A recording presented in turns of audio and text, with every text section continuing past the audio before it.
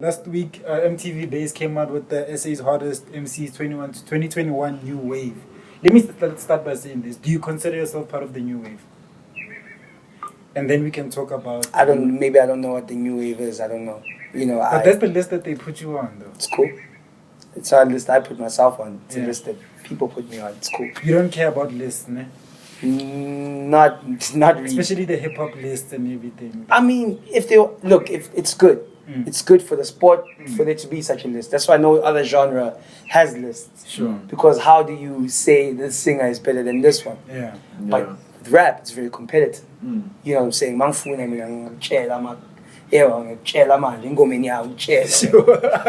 saying? 1, 2.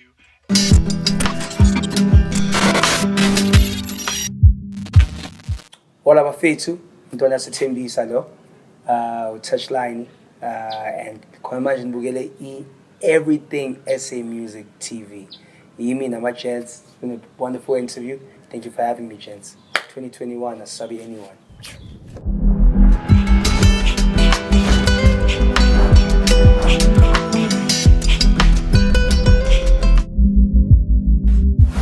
Sure. So welcome to Everything SA Music. We thank you for your time, bro. Can we just start with like a quick little background story, where you're originally born, where you're from and how you came up in this music thing? Yeah, born THABO MAHLWELE, TEMBISA Hospital. Some year, 25 September. Sure. You want to give away the age? I got you.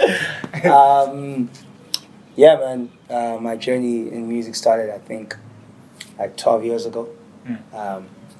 And I was a big fan of, not necessarily rap, but I had started picking out a few rappers that I think were dope, But I used to, well, that dates back to way before 12 years, 12 years ago. But I think I had started listening to these guys, man. I could hear what they were saying. When you can start hearing what these guys are saying. Who was it that you were listening to, though? I mean, at the time it was, Eminem. Started liking Kanye West, and yeah, man, I was still like, we had cassettes, like rewind it and play it again. I was very young, and I was always hearing these guys on radio, and I remember I would write the lyrics down, rewind, write the lyrics down, rewind, write the lyrics down, have the rap, know it off by head, off by heart. And then that's when I started liking music, but I never really thought I wanted to be a musician. I was too young also at the time. And then I think high school came and I started liking pro. And I think, that then changed a lot of things for me, because I was like, I want to be like that guy. So pro was like your first inspiration locally, in terms of like your first person that you can look up to and say, not even locally, like Nj. He was the guy. I was like, okay, cool.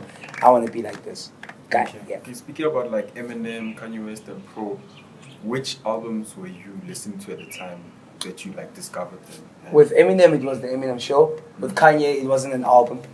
It was just songs that I had heard. But I'm guessing it's one of the first few albums, I never got the album. Pro, no, Eminem, I got the albums, Kanye, it was only stuff I heard on radio, stuff I heard on TV, But I started liking him, because he had like huge commercial hits, so you didn't even have to have his album to, you know what I'm saying, to know the stuff, yeah. So I'd say Pro was the one guy. Mang album, yeah, Pro. But then in high school, did you realize that, okay, I'm actually like good at this? How did you realize that like I'm talented at this, Because I was always good with words. Oh. Yeah, with the girls or in general?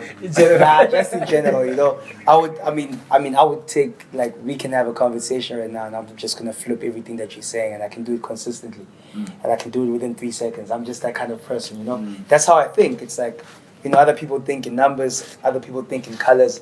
I think in words, I see a word, immediately when I see a word, I wanna take it, and just flip it and put the first letter. That's just how I am. I think what they say when you dissect words like that is called like a wordsmith. I guess so. Yeah, so yeah. You're a wordsmith. I'm a wordsmith. And then let's take it back to, besides the music, what was your hobbies at a young age? Man, I used to play rugby, you know, cricket, cross country. You're athletic. I'm very athletic, you know.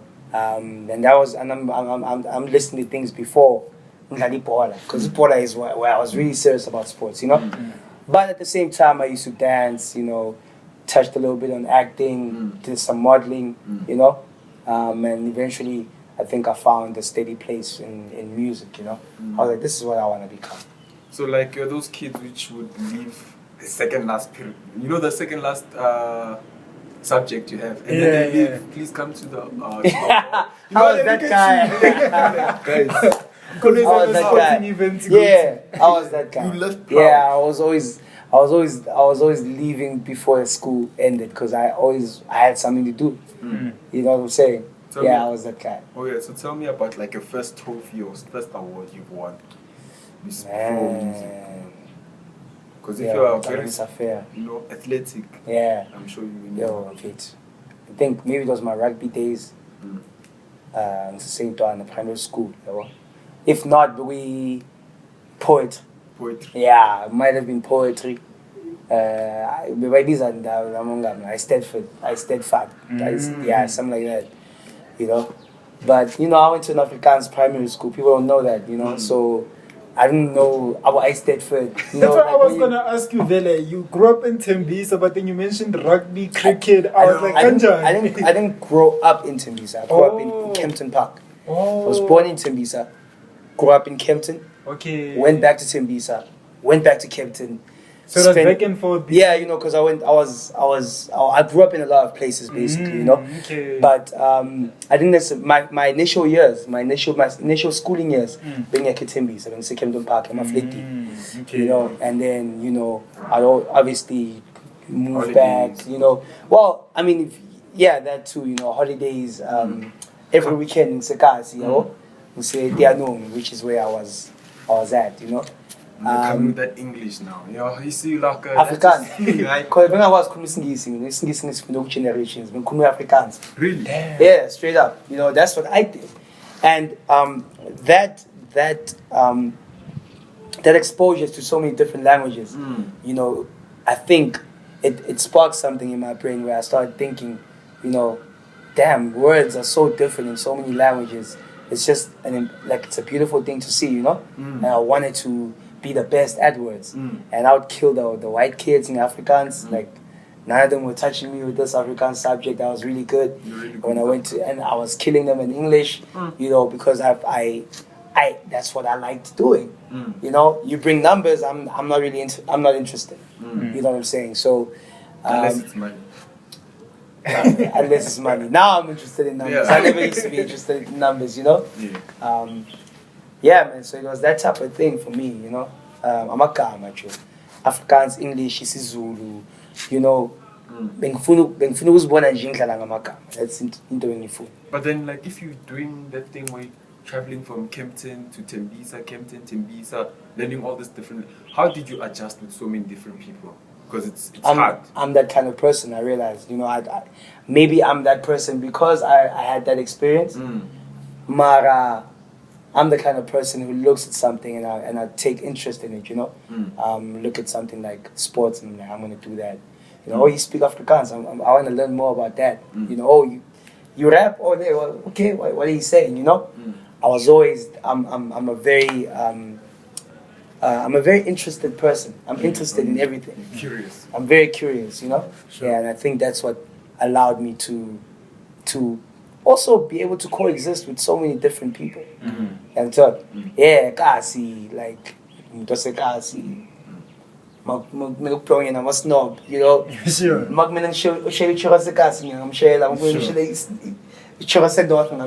know. Sure. I never really won. But like, you know. But you tried. But I tried, you know.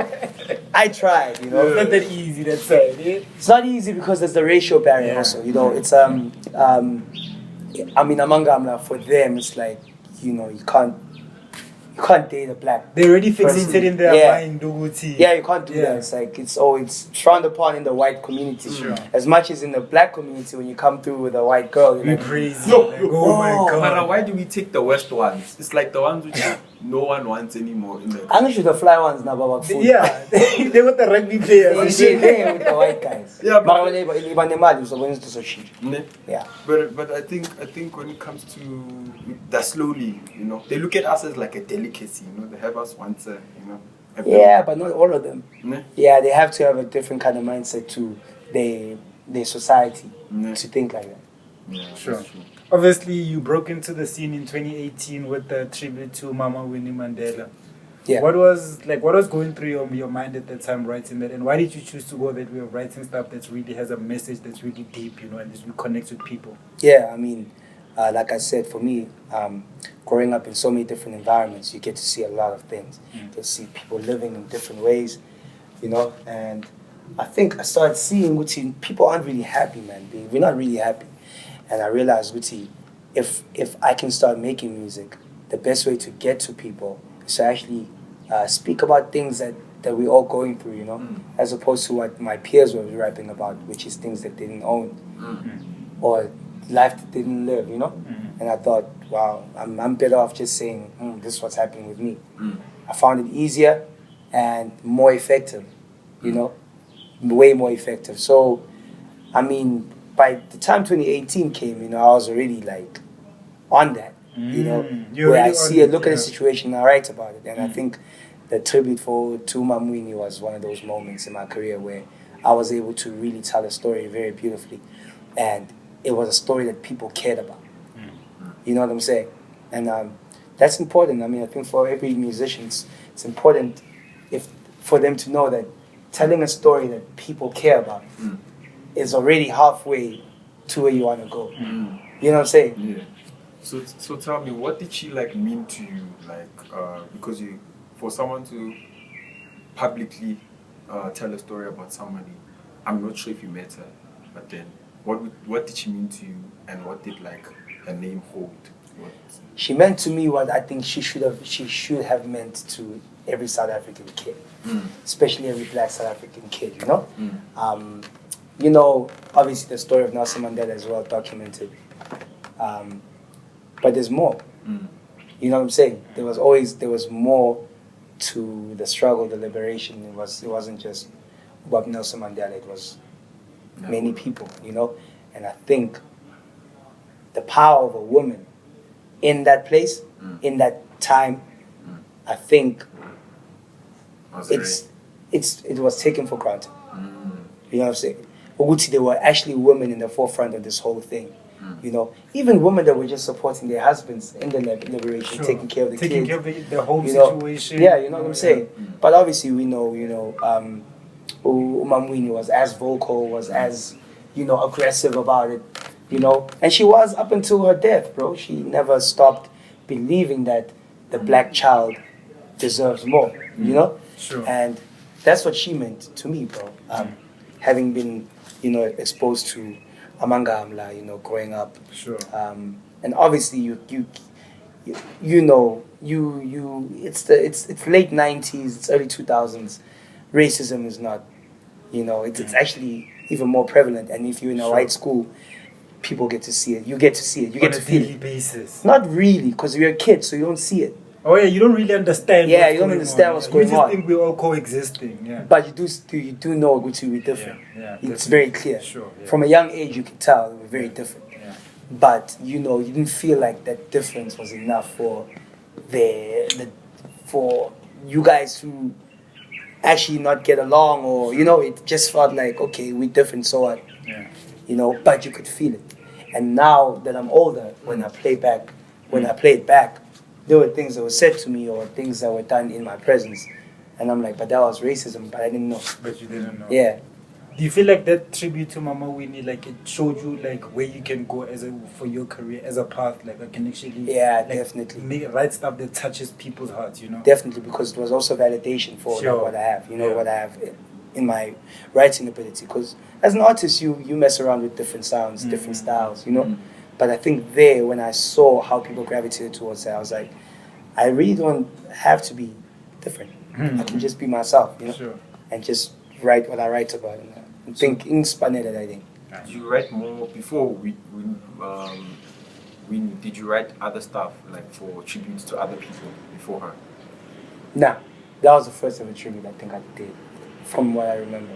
Okay, what happened? Like, what set it off? Like the thought in your mind. Okay, I'm watching the news that this is happening. I don't know if you saw that Malema speech. You know, I know he was calling her from the pulpit.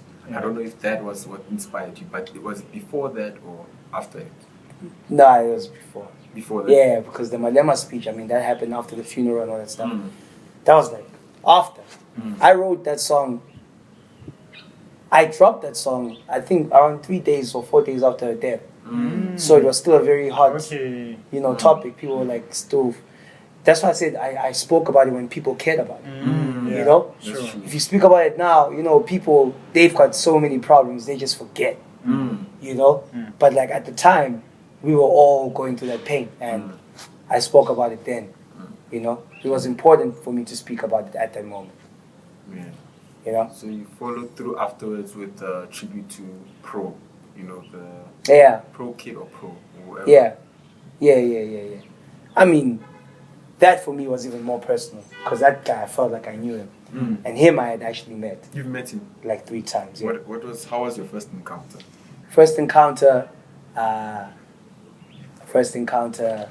was with one of my brothers, you know, a guy I used to work with, Kamu, you know.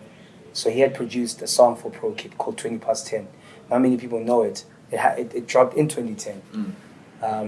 And, you know, he took me to some party and, you know, Pro was there. I saw him from a distance. I wanted to walk out. Yeah, did you want to say? No, what are you going to say to Pro? Right? You know what I'm saying? So I'm seeing him and it's like, he's literally like, you know, he's now that. And I don't believe. And what I don't believe, like, the thing and I just want to like walk out of that party.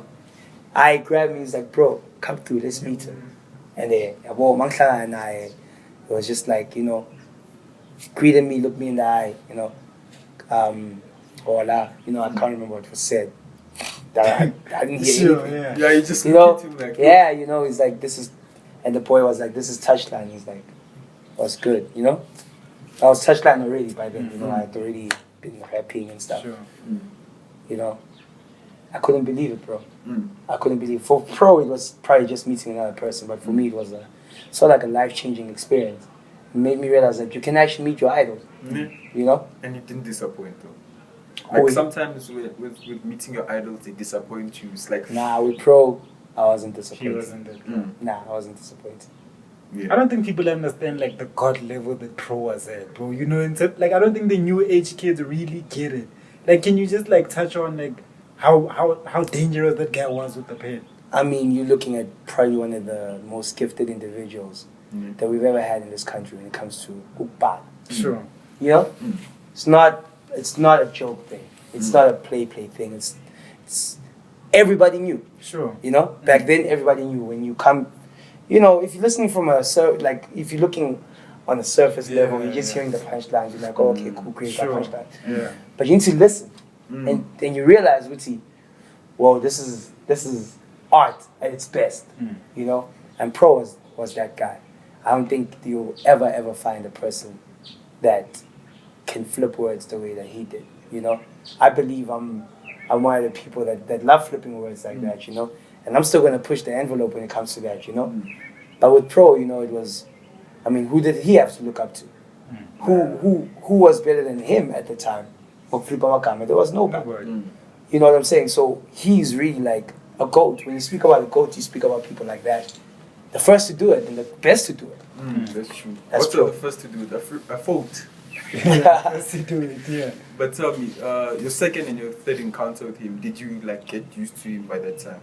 Or was it like same thing, just greeting each other and passing by? You know what? I'm trying to remember the second encounter. It's a little blurry. I can't really remember, but I remember the last time I saw him, and that was maybe a month before he passed away. Really? Yeah, you know. And I was telling my producer, I'm like, oh, put this guy on a song, you know. Yeah. but it never happened, you know. Sure. I'll have to think more about the second time I met him, but I remember the first time, I remember the third time I met him, you know, and the third time, you know, he wasn't pro anymore, you know, he had love. You could tell, you know, his headspace wasn't there anymore, you know. The music, you know, it's like, it wasn't the same guy, you know. I felt that way. I don't know, but it felt like it was not the pro that I knew, you know. It felt like it wasn't, you know. Something was just something was different. Something was off. Yeah, something was different, you know. Like maybe Beranasa Fisu or something, you know. Sure. But yeah, man. But it was still mind blowing regardless, you know, to meet him again, you know. And I'm really trying to remember the second time, but I'm gonna remember. Yeah. Let's just shift topics for a bit. Now, last week, MTV Base came out with the SA's Hottest MCs 2021 New Wave. Let me start by saying this: do you consider yourself part of the New Wave? And then we can talk about. Maybe I don't know what the New Wave is. I don't know. You know. But that's the list that they put you on, though. It's cool. It's not a list I put myself on. It's a list that people put me on. It's cool. You don't care about lists, ne? Not really. Especially the hip hop list and everything. I mean, if it's good. It's good for the sport for there to be such a list. That's why no other genre has lists. Sure. Because how do you say this singer is better than this one? Yeah. But with rap, it's very competitive. You know what I'm saying? You know what I'm saying? You're not gonna get that in any other genre. So it's cool. It's like enjoyable. They're having fun with it. You know, I'm talking. It's cool. It becomes very personal though, because people are saying things about you and they say this. But it's another person's opinion. When you are an artist, you are putting yourself out there to be judged, and you gotta allow that process to happen. You know what I'm saying? So for me, a list is a list. You know. Do you think you deserve number 2? I don't think I deserve anything. You know. Even if you went on that list, it wouldn't really bother you. Yeah, it doesn't change whether, you know, there's a check coming in. It doesn't change whether you know. Sure, yeah. It doesn't change the things that I care about in life, you know, being on the list. What matters to me is if you guys say, you know what, Touchline should have been on that list. Oh, okay. Then I care. Because then, you know, I remember Pastor Rhyme said it's good to, you know, what's the point of an award if people don't believe we should deserve it? You know? If the people don't feel like you should have that award, then it's pointless. Yeah, I'm guy umuntu bekahlele ku boardroom at decide a sharp. Hey, asky law. You know? But what are the people saying? And I think for me it's more important with abantu ba team, yeah. You know what I'm saying? I don't believe ukuthi, you know, last year, you know, number 2 could have been number 10. Like Black Diamond is number 1. That's one thing that I also questioned. Like, I don't question that. I think if the list is already that blurry in terms of genre, is genre specific, what is a rapper, what is an MC, it's already blurry. So you have to base it. You're not gonna base it on whether people rap or not. You're gonna base it on the impact. If we're basing it on that, Black Diamond's definitely number 1. If basing it on that, on the other list, Vocalistic's definitely number 1. You feel me? If you're basing it on impact, for real, definitely. Nobody had a better year than Vocalistic, and he deserves to be number 1 in any list. You feel me? Sure. Regardless of the politics or whatever. Anybody can say this and say that.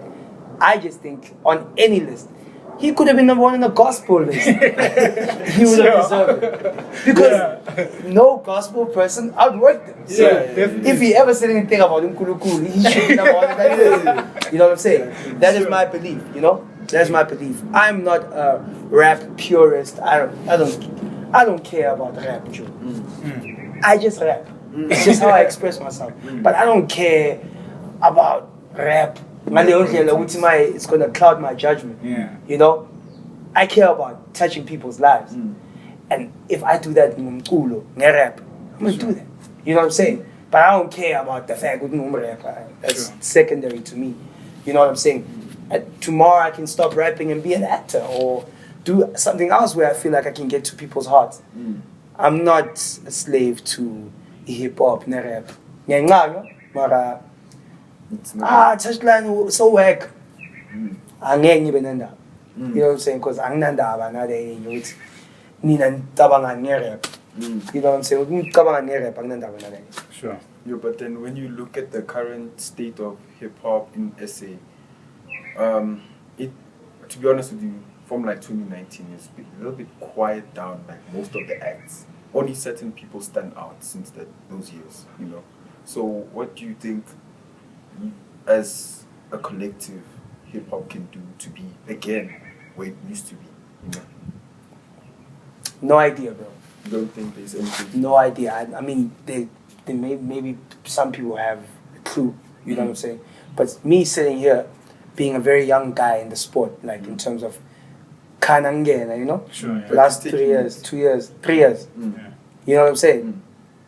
I'm on my own journey. You know what I'm saying? My thing is not to try and make hip hop great. That's not my journey. Yeah. You know what I'm saying? Hip hop can be great on its own, and maybe it will aid me, it will help me migrate. Mina focus le intwana zasikhathi. Nayi focus yami. Intwana zasikhathi masingathola somebody in me, yabo, ukuthi la outlay anginspire ngifuna ukufana nayo. That's the battle I'm fighting. I'm trying to fight the battle ukuthi intwana zingasalambi. I'm trying to fight the battle ukuthi kube nesipane kasi. Abantu bancanywane sekubulalana. I'm not fighting a hip hop battle. I'm not fighting a music battle. I'm just a musician. You feel me? Sure. So whether hip hop, beefy, piano, I'm in andaba, like, you know what I'm saying? I'll tell you, I'm in andaba na ladies. Because labantu laba ba competitive kakhulu njalo. Into abandaba nayo wona ukuthi ba number 1. And so, but there's a real life battle that we fight. Hayi le yama ego. That's all. So mina ngikho la. Mina ngida on my own lane, focusing on what I'm focusing on, you know. Let the Ntwanas find a hero in me. Not a person who's going to mislead them in order to get number one on the list. Can never be me about it. Okay, then let's talk about the S.O.O.N experience. This is the first virtual concert that you are doing. Can you talk to us about that? How that came about, which companies you're working with to make it happen, and just everything about it? Yeah, I mean, the S.O.O.N experience, you know, it's a long time coming, you know. If you listen to my style of music, Nyaring, and I felt like it was about time for me to bring a live band in. You know? Sure. One-on-one, you know, feel like it's an intimate experience, you know. I need that, you know. And I think people are also ready for it, you know. I hope they are ready for it, actually. That's what I should say, you know. But, you know, it's coming up, you know, 12 March. It's going to be incredible. You know, I work with a guy called Bongani Sachs. He has a platform called LOCAFlix. Oh, that's you know? a platform? Yeah, you know, platform called LOCAFlix. You know, it's a new, like, online streaming / tickets. You know, like, it's a good platform, and I think, you know, I'm the first guy that they're trying it with, you know, we're doing this thing together. You know, it's going to grow even bigger after that, you know, but sure. I'm happy to just be a part of it, man. The S.O.O.N experience. So S.O.O.N is the first project I ever dropped was called S.O.O.N. Yeah, of course, An acronym for something out of nothing, you know, because that's how it is in the Kasi, you know. You create something out of nothing, out of jack, you know.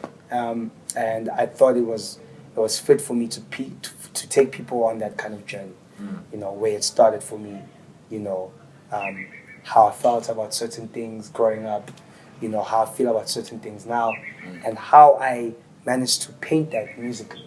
I think it was very important for me to do something like the S.O.O.N experience. So people are going to see it on the 12th of March, and hopefully S.O.O.N 2 would have been out by then, you know. Yeah. Also, you're releasing S.O.O.N 2. Yeah. So that's the one you're working on right now. Definitely, and when that releases, you'll know. You'll know. You'll hear the wave. No, you'll know that it's out. Alright. Yeah. I'm looking forward to it, bro. Yeah, I just wanted to like break down because you just mentioned S.O.O.N, and I just want to break down your albums throughout the years. So, where were you in? Which position in your life were you in when you did the S.O.O.N album? I needed to get something out. You know, I had never dropped any project, and I needed to you know, for people to hear me. You know, I had already dropped the Mama Winnie tribute. Yes. I had already dropped, I think, 5 grand, Yes. which is one of a very important song in my career. But you know, with Sood, I was rapping on so many people's instrumentals, killing people's beats, and I was like, you know what? Let me just package that and give that to the people. And I remember, you know, people flooded to it, and I was like, that is the power of a project. Yeah. When people can play it from track 1 to track 10, that's the power of a project. And I became a project artist ever since then, you know? I focus a lot on putting that story together. Okay, so tell me, when you dropped that project, when did you realize that, yo, this is actually a thing? Like, You'd see the numbers, you know? I mean, like, even not in like digitally, I mean, like in society, like when you walk around, people are like, yo, I just heard your song, I love this track. That was more 18 Flow. You know, when 18 Flow dropped, I started seeing more of that. But soon it was, I hadn't seen it up close. But it was far away from me. Yeah, you know, you get it here and there, you know, but you didn't know. 18 Flow, it was a little more, yo. They came up Touchline, you know? Yeah, because I also started knowing you from the tribute to Pro. That's when you were making noise everywhere. I was like, who's this guy? Yeah. And like also to be honest with you, why did you use that picture like a mugshot? Because it looks like a mugshot. The picture which the cover art for the Procedure. Yes, Procedure. I'm like, who's this guy? When I'm looking at you, I'm like, I've never met this guy. He must be new. And even when I saw you, I didn't see that this is your picture. It doesn't look similar to you. Yeah. I think because it's also a little bit darker. Yeah, maybe. Yeah. But then that's when I started knowing about you. So when that happened, like that's when people start coming up to you and say, "You want to work with you" and everything. Yeah, I mean, I think from the 18 Flow wave, you know, 2019, you know, that's when the wave was really going, you know? Yes. Then I got on the KFC advert, you know, performed on Back to the City, got the SLIKORON Life People's Choice Award for Verse of the Year. Then you start seeing that now people are forced to look, you know? And they were looking, you know? And more people would come to me, you know, trying to work and stuff, you know? But like the play on words on Procedure, yo, to be honest, I feel like you did the best tribute to him, because that's what he would do if you're still alive, you know? Yeah. Yeah, because I listened to that song, and every time I listened to it, I was like, that's what he actually said. Because even here, procedure. Yeah. Because he passed away because, from what I know, from a seizure. Yeah. Yeah, so like the wordplay, how long did it take you to write that whole song? Procedure, few hours. Few hours? Yeah, a few hours. That one I did within a day. Yeah, but you're like in a very dark place, like, you know. I mean, I was in a place. I don't know what place it was in, but inspired, I was very inspired. I think, you know, it's crazy how someone's death can actually inspire you. Because I felt like I needed to do something about it. You know, I wanted people to know that this guy Pro was the greatest, and the best way was to show my talent. You know, I mean, there's a song called Nyagaza, you know, which was recorded before Procedure. Yes. But people didn't laugh because like I dropped it on 19 Flow, not even 18 Flow. But I recorded that on the day of Pro's memorial. That's when I wrote Nyagaza. And man, it was just me feeling like, man, what would Pro do, you know? Yeah, and I did that. That's dope. Okay, you're just gonna look at this camera and just speak to yourself 10 years from today. What would you like to tell yourself, you watching on the other end 10 years from now? 10 years from now? Yeah, what would you like to tell yourself? How would you thank yourself or encourage yourself to keep going, or, you know? It's a message for yourself 10 years from today. But where will I be? So am I projecting where I'll be in 10 years' time? Yeah, like you can pretty much say you're working up to, you know, where you are. That's where. Okay, cool. You know, so I think, you know, 10 years from now, you know, I'd like to look back, you know, to this moment. You know, 10 years from now, I'd like to look back to this moment and say,